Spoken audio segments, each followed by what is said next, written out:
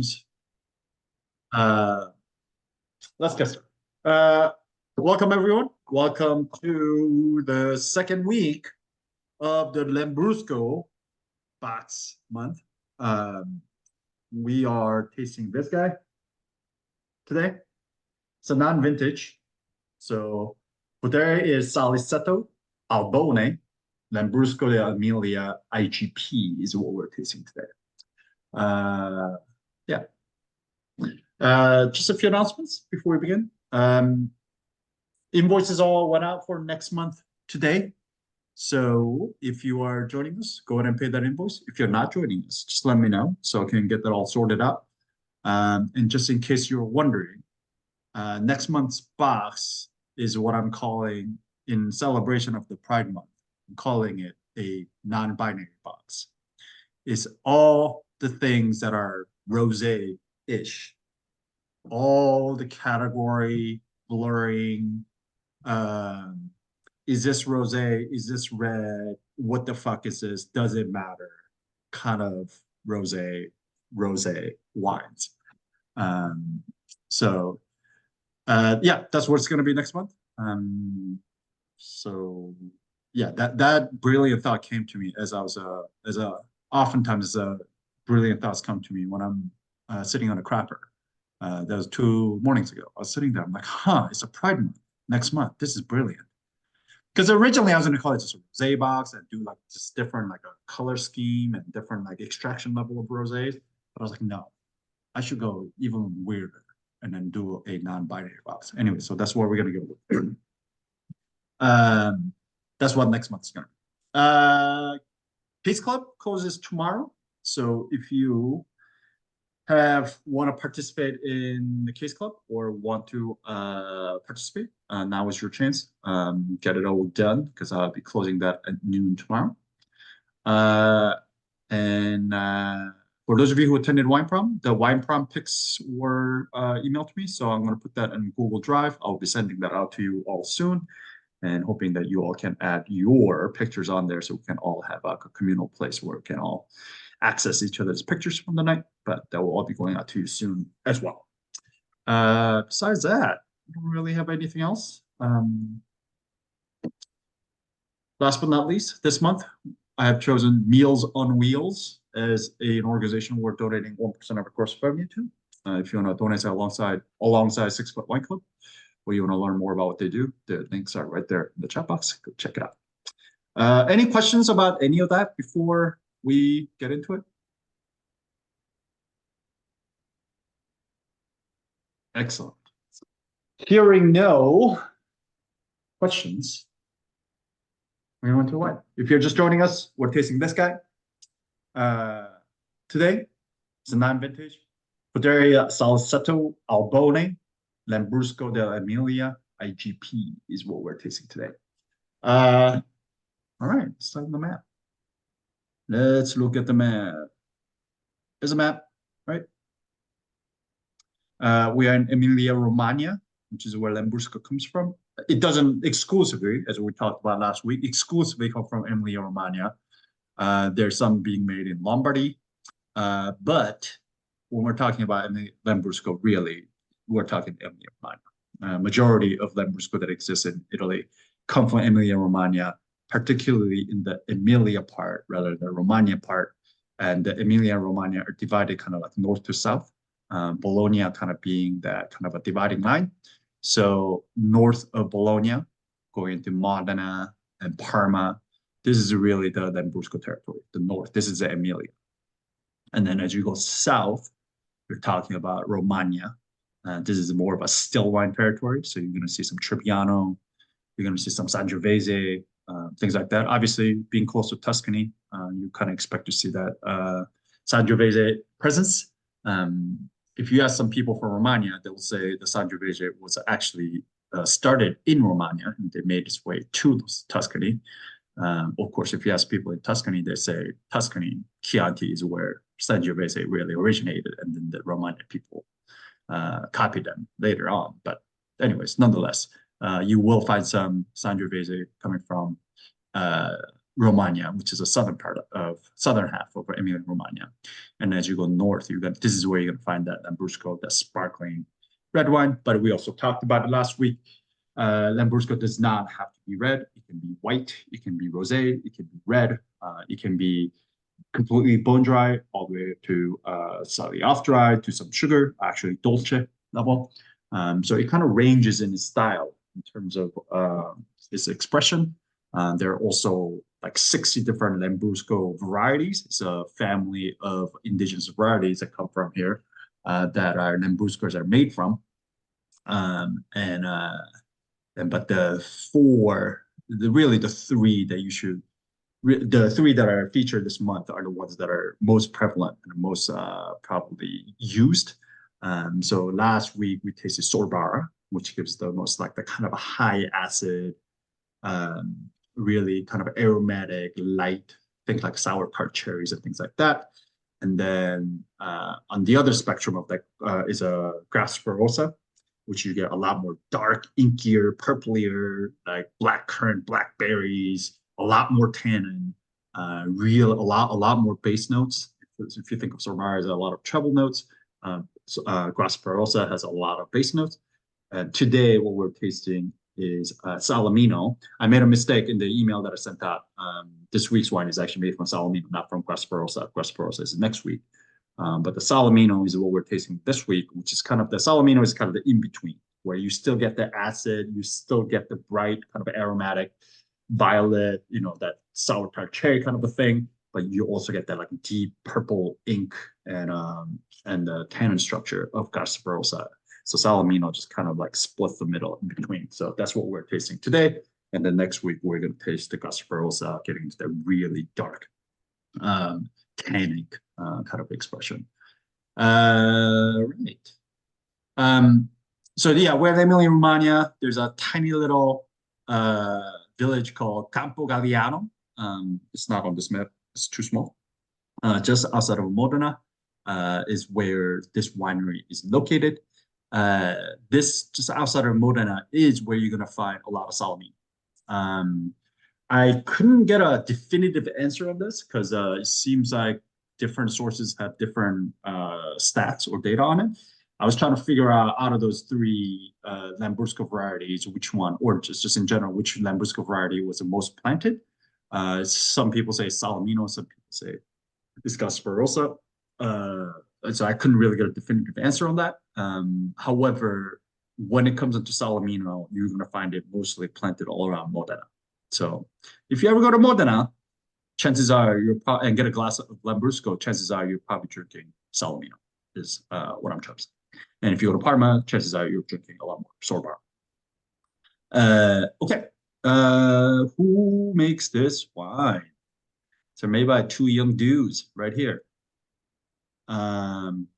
Really fun bunch from what I hear from the importer. The importer who brings this in, or the distributor who distributes this wine, has visited the producer often, many times, and then he's told me that these guys are always super fun to visit. So the guy on the left, his name is Jean Paolo Isabella.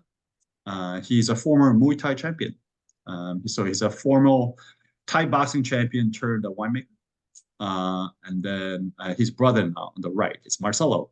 So these two in 2005 decided to follow their passion for all things wine and founded the 4-hectare estate that they now operate together, named Podere il Saliceto. Here are probably a few other pictures of them. Here's another picture of Marcelo in their vineyard. Oh yeah, here's a picture of a Salamino. So Salamino is named after its shape. So instead of that grape bunch, which is usually like very tapered, right? Like there's a big bunch on top and tapers to kind of thin out. As you can see, here, it's a lot more cylindrical. It's kind of long and cylindrical, like a salami, sticks of salami. So hence the name Salamino. That's where the name comes from. So this is the Lambrusco Salamino variety.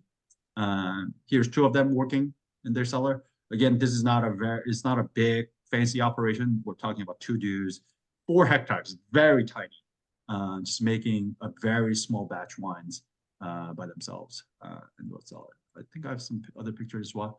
We're going to talk about this later when we get to the talking about making the wine, but this is the actual glass lined cement tank that they use to ferment this wine, this particular wine. And then this is their cellar space. So they got some stainless steel tanks. There's that glass lined cement tanks out there, some barrels, little bottling machine. But that's about it. So we're talking about a real small scale artisanal kind of production. And that's what we're talking about. For the majority, they really work with the classic Lambrusco varieties, mostly Sorbara and Salamino. But they do have a small holdings of Sauvignon Blanc, which they make pennets out of as well. So if you ever want to check out Emilia Romagna Sauvignon Blanc, these are the guys. You can check them out. All farming is done organically, and all wines are vinified completely naturally in this exact space that you see on the screen. So we're talking about a very, very small production, guys. What is this wine? It's 100% organically farmed, 50-year-old Lambrusco Salamino, grown on sandy soil. So what does that mean on sandy soil? So with the sand, you're not going to get a lot of complexity or the structure. You're probably going to get a lot more of a pure kind of fruit varietal character. So expect to see a lot more kind of fruit, a lot more fruit forward kind of a wine, a lot more youthful, young, approachable, drink it when it's young kind of a wine. And like I mentioned, I made a mistake last week in the email that I sent out yesterday. This is not made from Gasparosa. This is made from Salamino, which is a different Lambrusco variety. We will talk about Gasparosa next week, but this week, this is made from Salamino. I also did not mention this on the pairing suggestion, but as I was tasting it, I realized this would actually be a really good kind of like a barbecue, pulled pork, barbecue ribs kind of a wine. So if you guys have some left and you want to get that for dinner or lunch tomorrow, I think it's an excellent, excellent suggestion, pairing option for that. I've also, and I don't know if this is true, this is all based on my own personal experience, but I feel like Salamino, times that I've had off-dry or even semi-sweet Lambrusco, they have all been Salamino. So I've personally found Salamino to be most common when it comes down to Lambrusco with a little bit of sugar in it. I don't know if that's necessarily the case, but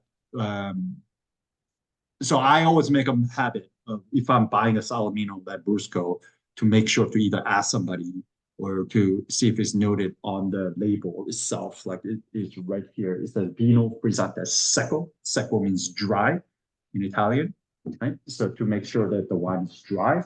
Otherwise, I've often found Salamino to have just a touch of sugar.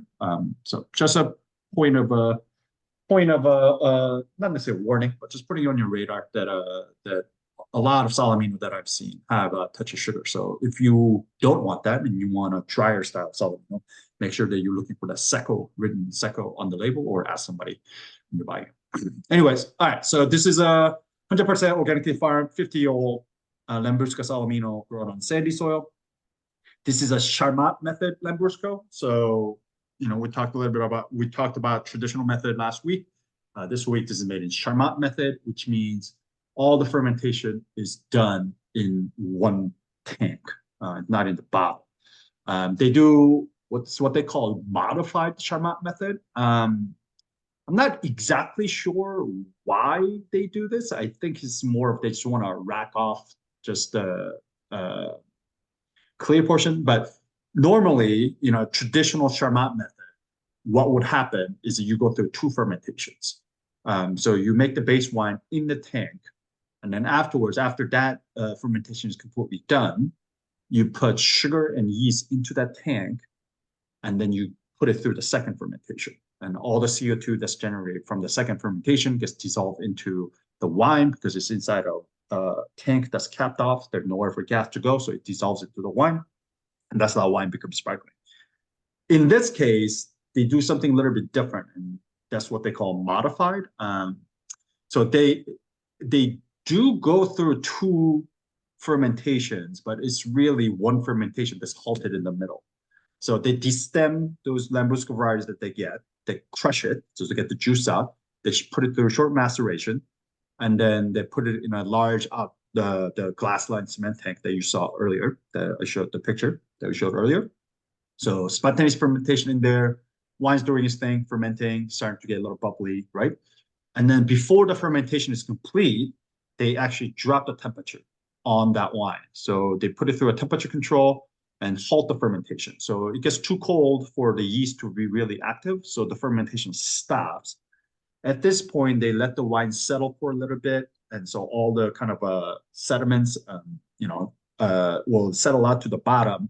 They take that clear portion on top, they rack it off into another tank, and then they put the temperature back on. They raise the temperature back up. So basically, they turn off the temperature control. It comes back up to ambient temperature. And with that warming of the temperature, the yeast becomes active again, and then now eats up the rest of the sugar and becomes sparkling. So technically, I guess it's still two fermentations, right? It's because it's halted in the middle, but it's all done through one batch of sugar that has not been eaten altogether.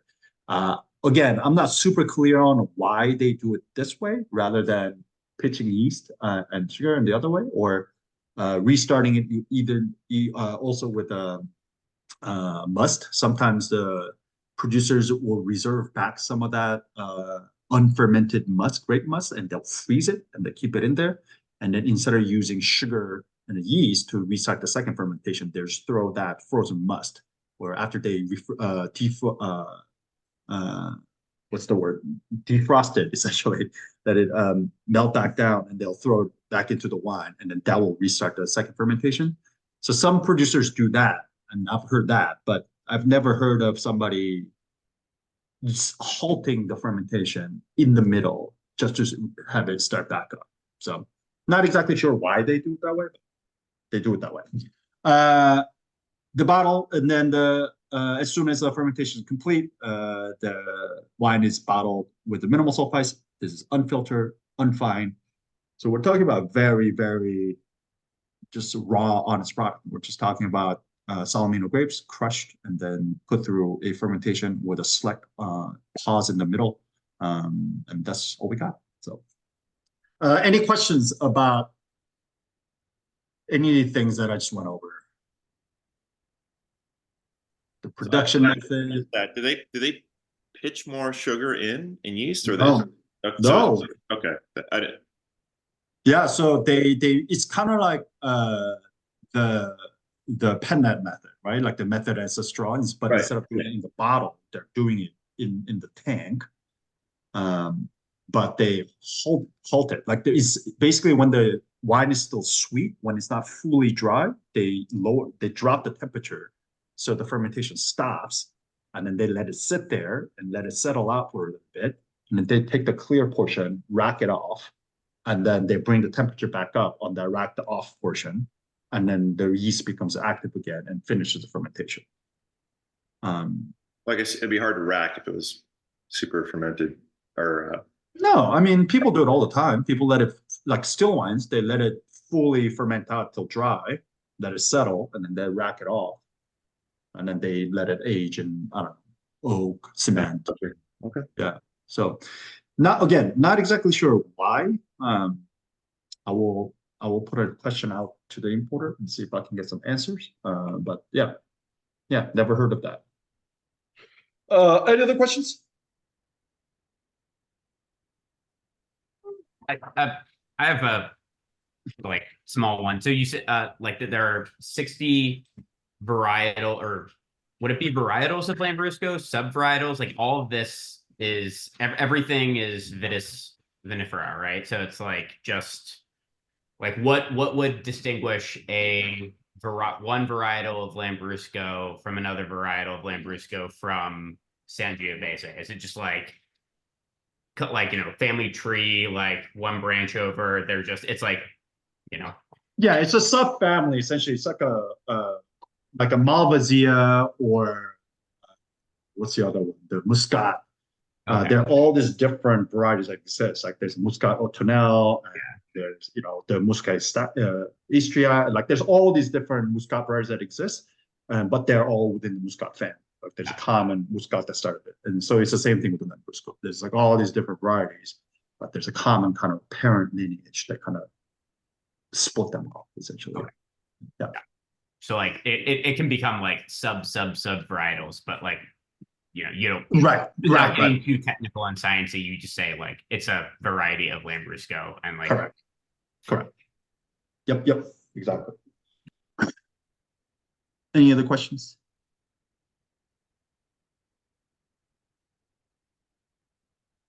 All right, let's taste the wine. Again, for those of you who are joining a little bit late, I tested positive for COVID yesterday, and I lost all sense of smell and taste yesterday. It has somehow gained its way back a little bit. I can taste a little bit more today, but it's still not perfect. So my tasting notes may be a little off. It's definitely going to be off today. But as a group who've been doing tasting wines together for 4 years, I trust that we can get to the truth in the bottle communally together. So let's do this. Who wants to take the appearance?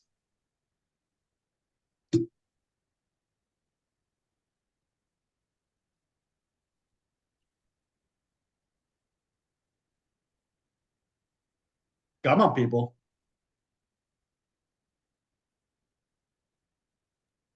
I'll do it. All right. I'll put more in here because I've already been drinking it because it's delicious. Okay. Well, first and foremost, we've got bubbles because it's Lambrusco. Yeah. It is. It's got a little purple on it, but it's mostly red, like a nice deep But nude would you say red. this one is, let's start from the top. Would you say this one is clear? Would you say this is cloudy? Oh, sorry. I'm not filming the grid here. I'd say it's clear. Yeah, it's mostly clear, but again, you can tell this is not like a fully filtered fine kind of a thing. But yeah, for the most part, I would call this clear. I won't call this like opaque, hazy. Intensity?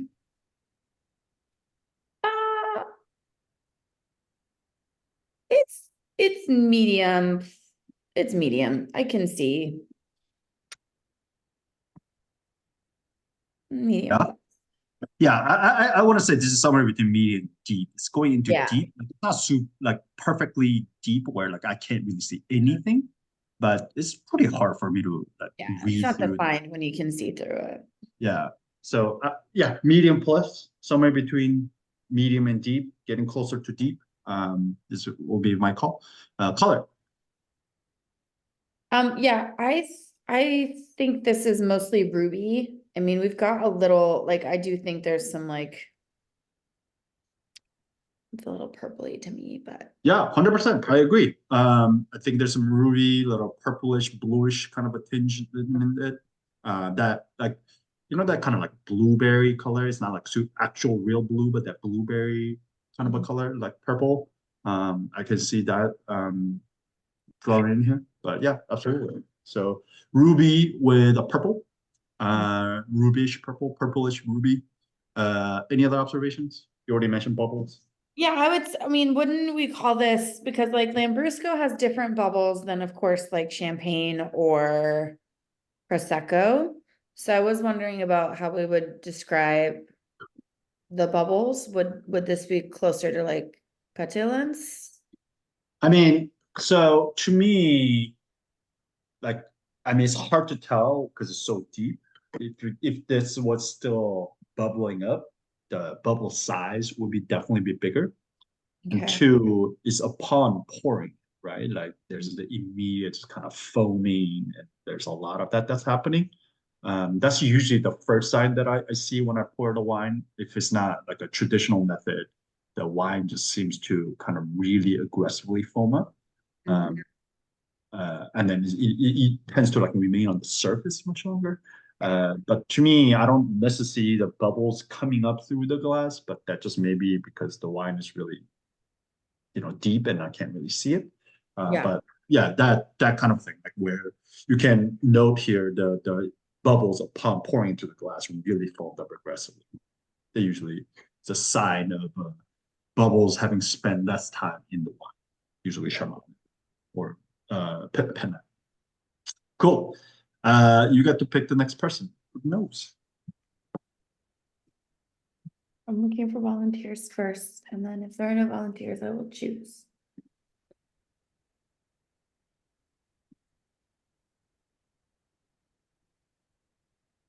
Going once, going twice, and now you get to pick. Go with Joe.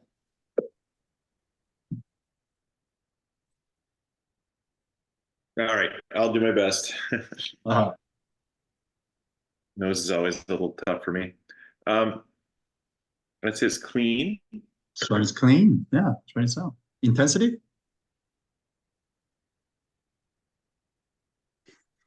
I call this medium plus, actually. Yeah. Yeah, I feel like I know you're candy capped right now, but yeah. I'm getting it I like get it here. I'm getting like 2 inches off the cloud. Okay. Then let's go with the medium plus. Medium plus intense aromas of, what do you got? So for floral,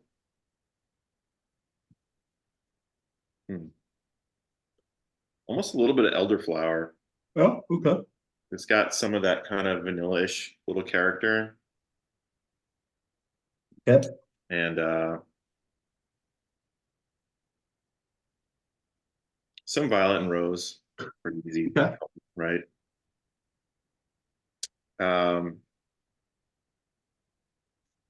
So I'm gonna skip all the green fruits. I'm not really getting any of those. So the red fruit, I would definitely call this like a red plum and red cherry. Yeah.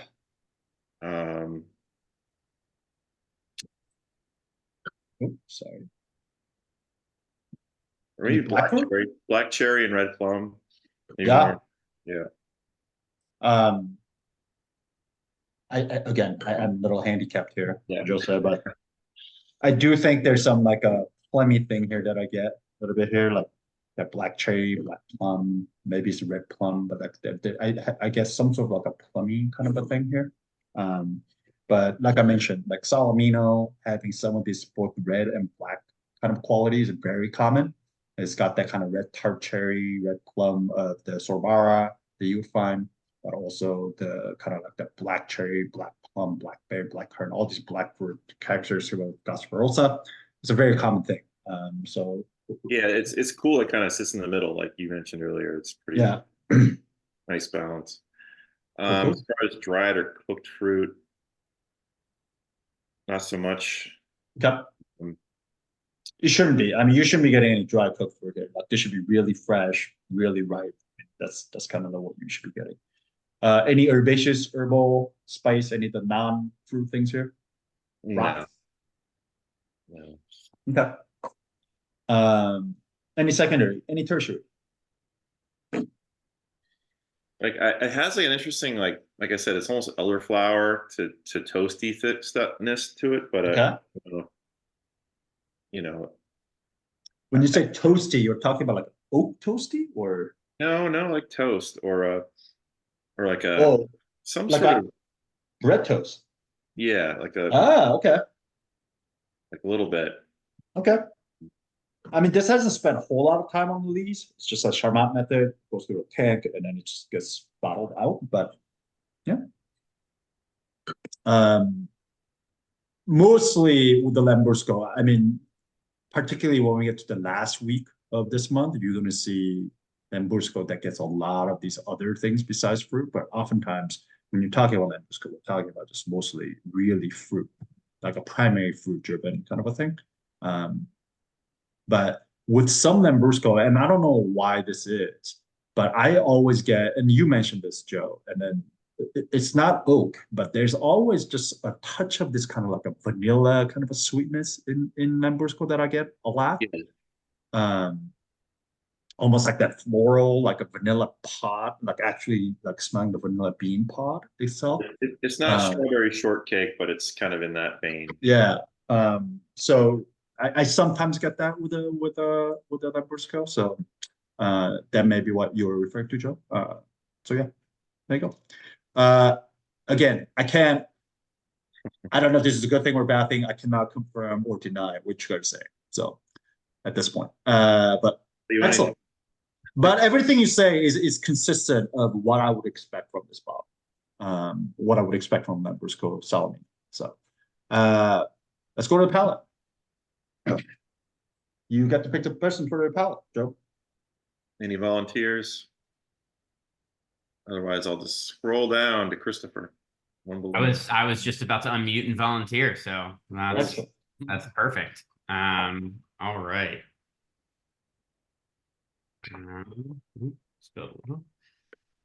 All right. This wine is dry.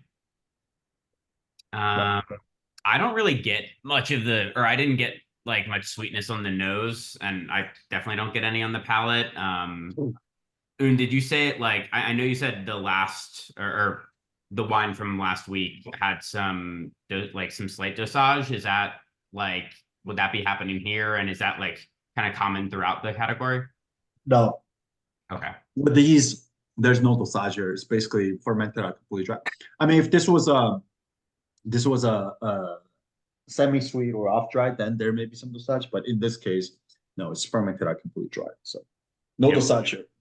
Bone dry, acidity.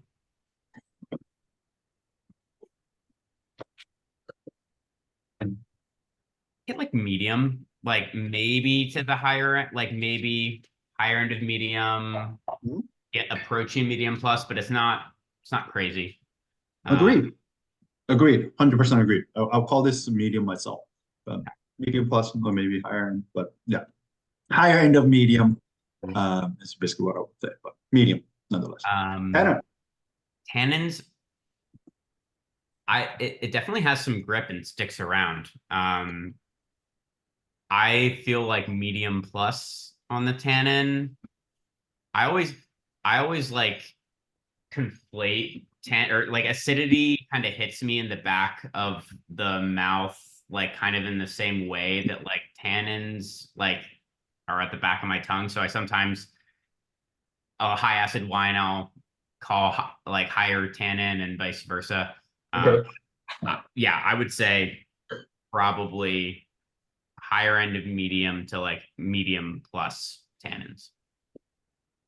So I would suggest that you taste some like young Nebbiolo or like young even Chianti Classico to get a really good sense of what that upper end is. Yeah, like medium. When you get to medium plus, I mean, it's grippy. I mean, so this would be like solidly medium or like even lower end of medium. I would even put this in like a medium minus. Okay. Yeah, there's definitely some tannin here. It's not noticeable, but it's not super grippy. So I'll call this like a higher end of medium minus lower end of medium, somewhere there. This is basically where I'll put this. But some grip here. Again, try to make some sensory memory points of these wines that we're tasting.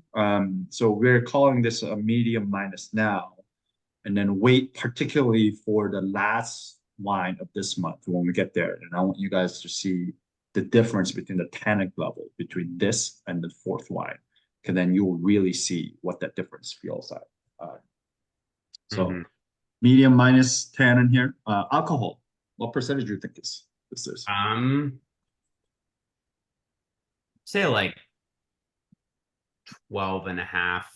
No, it's about what yeah, maybe 13, but no, okay, 12. 12, yeah. So solidly medium. Yep, right in the medium. Body.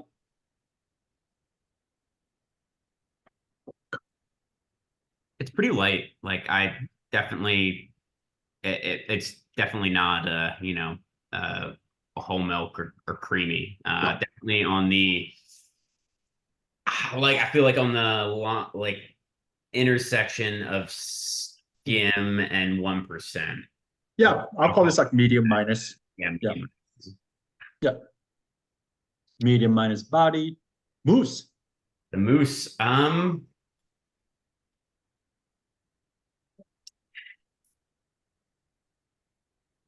I would say, all right, just to like calibrate, because so last week's was creamy, right?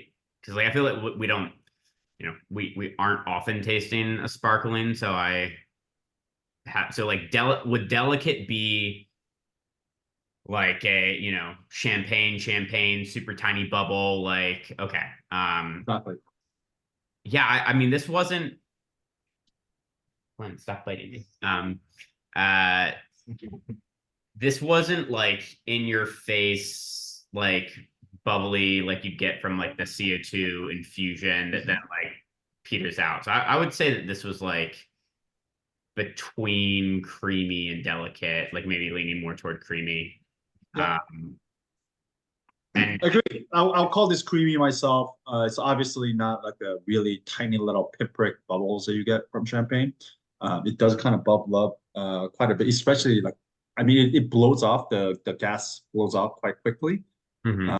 As you would imagine from these frizzante, low pressure, Charmat method sparkling wines. But even when you first, especially when you first pour it from the bottle into the glass and you taste it, it is like pretty aggressively just kind of foams up, that kind of fills your mouth, and then but it kind of goes away. So I'll call this creamy as well. Not that I would not call this delicate. So Okay. flavor intensity. Um,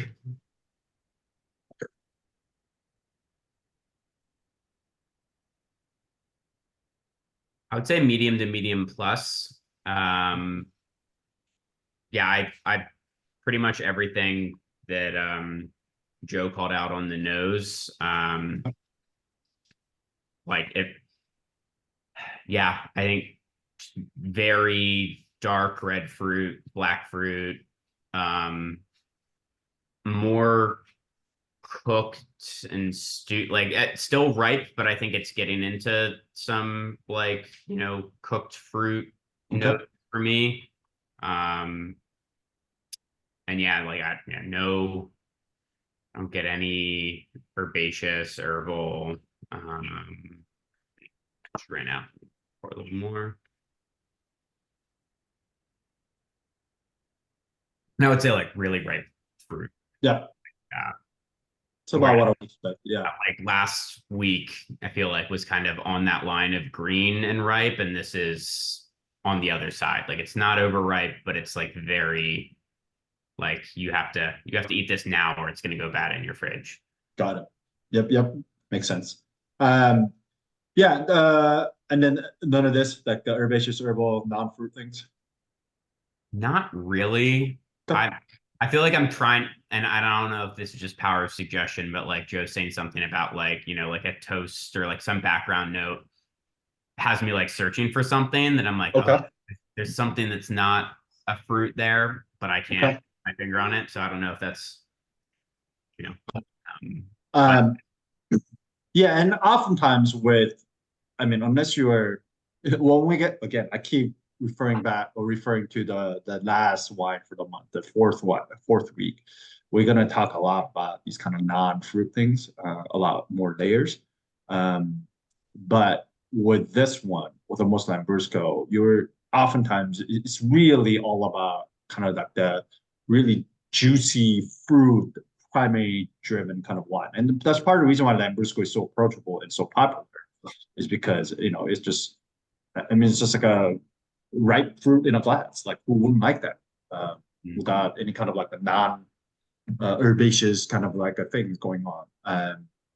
And this being grown on a sandy soil, you're probably not going to find much minerality. Again, I can't really confirm all this right now, but it's consistent to what I would expect from this glass.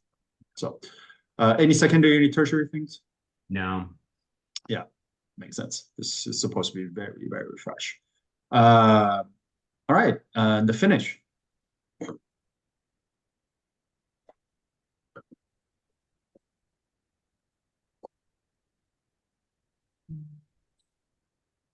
Okay, still there. Yeah. Yeah, medium. Like it doesn't go on crazy long. Yeah, Okay. say solid medium. All right. So let's call it medium. All right. let's take it home for us. How good is this wine? And would you age it? Okay. So we had medium plus intensity on the nose, medium plus medium plus intensity on the palate. So that's, say medium plus. Okay. Complexity, I'd say medium. It was pretty much all, it's all primary. Yep. All very fresh. Yep. See. Yeah, I mean, I would even make an argument just listening to what you guys are saying. Maybe it's even medium minus some complexity, Okay. right? It's like, sure, we have a little bit of red, we have black Yeah, fruit. it's all primary, but only really in 2 of the categories. Yeah, Okay, right. yeah. Maybe touch of a violet, elderflower kind of a thing that Joe was talking about, but no minerality, no other any kind of a non-fruit thing. So it's like all just kind of a primary. So medium minus to medium, but yeah, I think that's perfectly fine. And then the length, Said medium. we call it medium. Yep. So you take an average of all of that. What do you like? Medium. This wine is Yeah. good. Exactly. Yeah. This wine is good. We are landing right on medium. Would you age this? Yeah, I think it has enough acid. It's we said medium minus on the tannins, but medium plus on the acidity. I'd be interested to see how all of that red fruit evolves, or red and black fruit evolve. Did you call medium plus on acid? I thought you called medium on the acid. Oh, did I? Yeah. It was medium plus intensity. Okay. Yeah, so yeah, I mean, so I guess, yeah, it would age, but not very long. It's very good, fresh, maybe like see what it's like in like another 2 to 3 years, Yeah. but not as long as the wine from last week. 100%. Not enough structure, right? Not enough acid, not enough tannin for it to really go anywhere. So in a case like that, like when we're talking about structure and aging, and I don't know if this is a answerable, or if this is a objective or subjective question, but does it look like, okay, something's aging, and then it just falls off a cliff? Or is it a slow, like, it's had stuff this went too long. Yeah. It didn't have, No. it fell apart, and like that kind of the mental image is just like, there's no central spine. It just kind of falls apart. Both. That's usually has been my experience with the wines that have aged without that good structure, that backbone. Is that it ages quite quickly, but it also falls off quickly. So Okay. the entire curve just kind of goes up and down quite quickly, as opposed to wines with a really serious acid or tannic backbone. They tend to age much slower and longer, but it also comes down much slower and longer. So steep peak, steep Exactly. fall off, instead of it just doesn't have any of the structure, so it's not even going to take off. It's not going to age or mature. Right. Like it will at first, but then Correct. So yeah, I would say this is and with most Lambrusco, like you're not gonna age Lambrusco very long. It's just not that kind of beverage. It's not meant for that way. I mean, it's kind of like pet nuts, right? Like pet nuts are not meant to be aged. It's meant to be enjoyed young and fresh. And Lambrusco, for the most part, is that. And with the case with this one, not enough acid, not enough tannin, like you mentioned. So really it doesn't even have the backbone. It does have some concentration, but again, not enough backbone. And to me, what's delicious about this one is that it's freshness, all that really juicy, fruity, primary fruits that are on here. And that's what makes it delicious. So I would say drink it now. Don't even worry about aging it. If you want to put this up, probably it won't go bad. It won't be bad, 1, 2, even 3 years. But I don't think it's going to get necessarily better either in 1 to 3 years. So I would say drink this now. Drink this summer while barbecuing. Yeah, exactly. It's the kind of stuff that you just put it in an icebox, while you're, backyard barbecue, and then pound it with the barbecue. So, good job. Any questions about anything? Any disagreements? Oh, Dave, you got some touch of green here? Yeah, a little green pepper, Huh? something. Just a little Someone bitterness. get- Charles gets a little bit of medicinal something. Actually getting marzipan on the nose. Okay. Also the alcohol percentage handwritten on the bottle. Mine is stamped, not handwritten. Yeah, mine is stamped as well. But okay. Again, sorry, I cannot give you my opinion on these things. So you're all gonna have to trust your own nose and each other's noses to figure out if there's something there. Cool. How much do you think? Oh, before we get there, did you guys like this one this week? Did anybody not like this one? Okay. Now, question. If you had to drink between last week's Lambrusco versus this week's Lambrusco, and then I know that's just day and night, two complete different ones for two complete different purposes. But is there one clear preference over the other?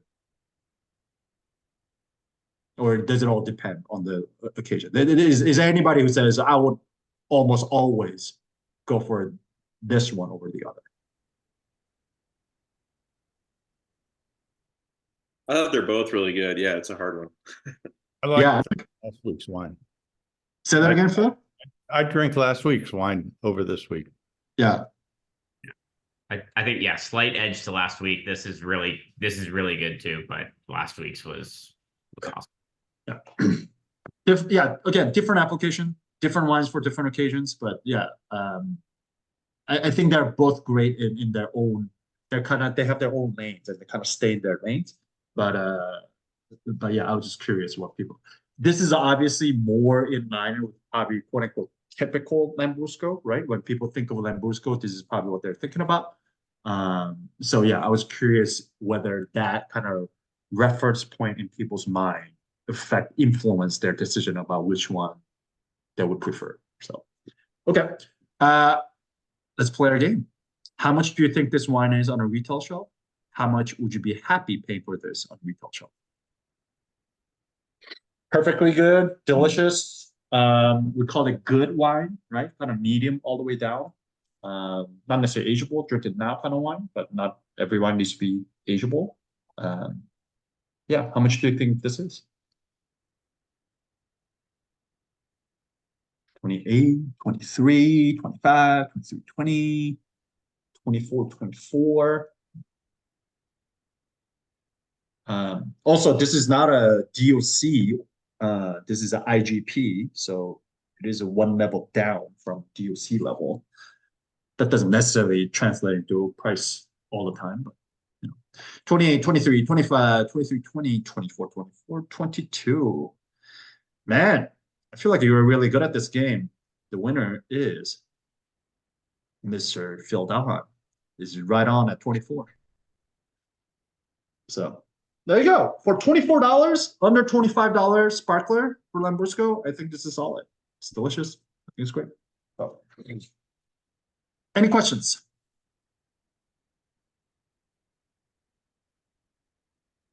Cool. Yeah, I do.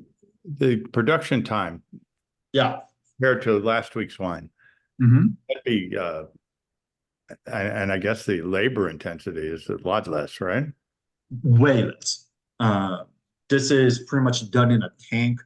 There's no need for you to go. And last week's wine was riddled by machine. It was a hand, but nonetheless, there's no riddling that's done here. It's all done in a tank, and then just bottled and sold off. As up with last week, you had to turn it around, get the lees at the top of the bottle, then you had to disgorge it, and you fill it back up and put a cage on it. And that was on the lease for 5 years and another additional year in the bottle. So he spent 6 years in the cellar. So there's a time that's into it. So both labor and time, this is way, way less. And that's part of the reason why it's way less expensive. So, any other questions? And that's part of the reason why Charmat method, which was invented by a French scientist, Eugenie, was it Eugene? Eugenie, I believe. Eugenie Charmat, was for exactly the reason. that Phil that you were referring to, which is that the traditional method just took so much time and labor to make. And he wanted to come out with a method to make sparkling wine faster and cheaper. So the Charmat method is that. So that's part of the reason why Prosecco, I mean, besides the fact that Italy's just labor is cheaper, and then but Prosecco is oftentimes cheaper than Champagne, even Cava. But yeah, Charmat is between the traditional method and Charmat method. Charmat method is far cheaper, and that's the whole reason why it was invented. Also to make it quicker. So, any other questions? Did anybody pair this with anything? Did any good pairing happen on this thing, or terrible pairing? We had like just a lot of various roasted veggies, eggplant, carrots tossed in za'atar, asparagus, some lemon braised chickpeas. Yeah, I think the heavy roasting veggies worked with it, the like dark notes. Okay, cool. Buffalo Ranch Doritos? I'm sorry, what the fuck are Buffalo Ranch Doritos? It's like a buffalo hot sauce with a ranch dressing. Is that what that is? It's just the flavor of Doritos that Whitney found at the grocery store. But is that what it's meant to be? Like a buffalo hot sauce? Yeah, it's here, let me see. I'll show you the bag.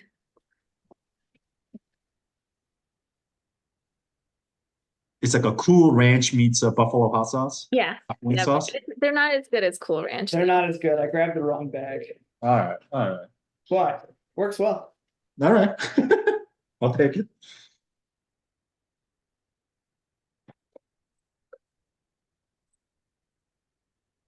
Yeah, I like the. We always follow the recommendation. We did cheese and charcuterie, and it's lovely. Yeah, this is the cheese and charcuterie one. Like, yeah, like have a bottle of this, chill, and a guest arrives or friends arrive, have some cheese and salami out, and pour yourself a glass of this. Done. No one ever asked twice to have charcuterie and cheese for dinner.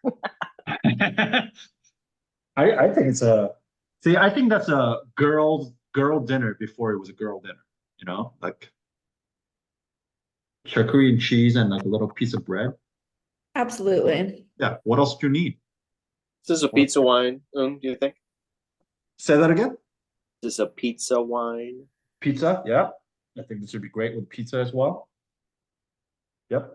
Pizza, any like a red sauce, spaghetti, lasagna, all that. Yeah, I really like the kind of like the tart, even though there's a black fruit in here, that kind of like the tart, red fruit, red cherry, the acid thing that's going on here. It's part of what I like about Salamino. So there you go. Now you know the difference between Sorbara and Salamino, which is you are 95% above any other Lambrusco drinkers out there, because most people won't be able to tell you the difference between those two.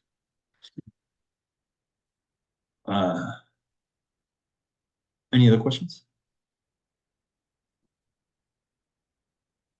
I gotta tell you guys also, while I was in Sonoma, I didn't get a chance to go to Anthill Farms because Anthony had some last minute emergency come up. So his so yeah, and it's all by appointment only, so I couldn't go. So did that. Instead, I went to Hobo Wine Company, which is if you guys remember, it's Kenny the Kid Percon. It's that half Thai ex skateboarder turned a winemaker out of Sonoma that we feature in a API Heritage Month like 2 years ago. He was a guest speaker, came on. Anyways, so went up and met up with him. Did a quick tour of his winery. Tiny. I mean, it's a tiny little thing. It's like in a industrial complex, and he just has a warehouse where he makes wine.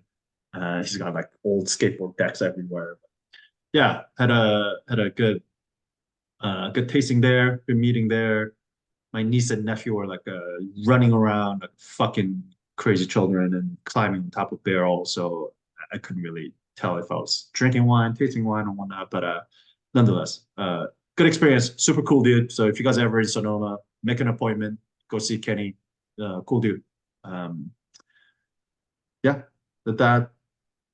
Oh, and then I had a proud moment, and then we went to another winery. It's somewhere that I've never heard of, Paradise Ridge, solely because they were advertised as the most kid-friendly winery. And then my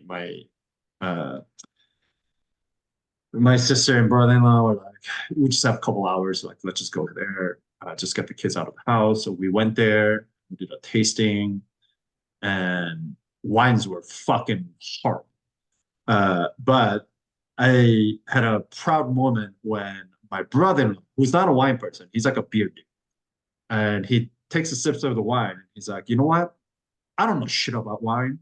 Like, I didn't know shit about wine, but like, because the wines that you send and what Hemi buys, like, I think I got to taste some really good ones. I mean, I still don't know anything about wine, but I can tell you that these wines are fucking terrible. Like, they're shit. I'm like, there you go. Proud brother-in-law right here. So yeah, at that moment, yeah, Sonoma is beautiful. I had an incredible experience. Really pretty. I've actually never done this on the same day before, where I drove from Sonoma to Napa, and the temperature difference was unbelievable. It was like a 15-degree difference between Sonoma and Napa. It was so hot in Napa versus so much cooler in Sonoma. And, obviously it makes sense why Pinot and Chardonnay would grow in Sonoma and Cab and Zinfandel would grow in Napa. But that just kind of a dramatic temperature difference was so noticeable that, yeah, it was crazy. But yeah, I went to Yountville, had a bucket of fried chicken from Ad Hoc, which is a French Laundry's like a sister restaurant. That bucket of fried chicken is one of the best bucket of fried chicken I've had in a long time. So if you guys are ever driving through Napa, I highly recommend that you get a bucket of fried chicken. I think I had the fries with eyes. You ever have those? Fries with eyes? Yeah, they're little like smelt fish or something. They're tiny little fish, deep fried, like French fries. They're delicious. I mean, I've had fries smelt before, but I've never had it from there. Call them fries with eyes. They're delicious. Okay. Yeah, I was talking to, so one of my reps, he used to be a som at French Laundry. And then I was telling him that I went to Ad Hoc to get a fried chicken. They're like, that's all you need. Like, don't even worry about tasting anything else. Like, that's the best thing that they have. Like, just get their bucket of fried chicken. I was like, perfect. But yeah, it just, I don't know. I may be biased because, I'm from California and I love that area, but there's just so much good food and so much deliciousness everywhere in that area. It's like one restaurant falls through, there's 10 other that are just as good, just like in the same down the block. It's just incredible. So yeah, good times. Pretty good time. Minus catching COVID, but yeah, good times. Wow.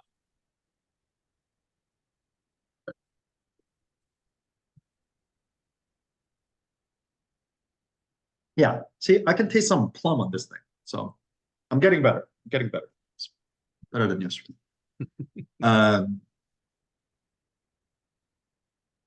What's new? What's going on? Also, let me turn Then off where the else did you go in